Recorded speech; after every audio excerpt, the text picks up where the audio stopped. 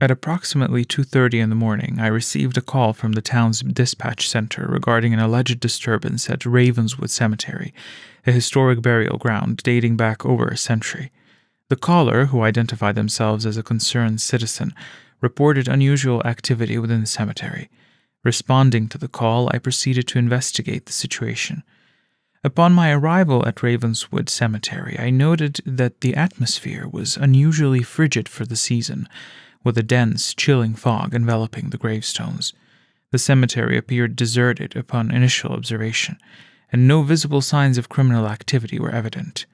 As I ventured further into the cemetery, I detected a faint, eerie melody.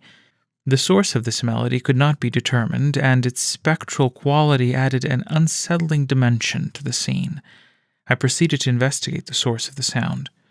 In a central section of the cemetery, I encountered a small group of individuals, approximately 5 in number, who were huddled around a weathered grave marker. The individuals, aged 25 to 30, appeared to be engaged in a form of ritual or seance, their actions obscured by the thick fog.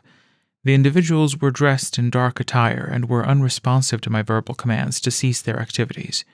I approached them cautiously and identified myself as a police officer. It was then that I noticed their expressions. They appeared transfixed and eerily serene, as if in a trance. The individuals continued their ritual, which involved the rhythmic chanting of incantations, accompanied by flickering of candles. The temperature in the immediate vicinity seemed to drop even further, intensifying the feeling of unease. As I attempted to gain control of the situation, a sudden gust of frigid wind extinguished the candles. The individuals, seemingly unfazed, raised their hands towards the gravestone, and the atmosphere grew noticeably colder. At this juncture, I began to experience an overwhelming sense of dread and bone-chilling sensation that permeated my entire being. It was as if the very essence of the cemetery itself had turned against me. Despite my best efforts, I was unable to deter the individuals from their activities. The situation continued to escalate as the individuals' chanting reached crescendo. Suddenly, an otherworldly, ghostly figure emerged from the ground near the headstone. The figure's appearance was fleeting and indistinct.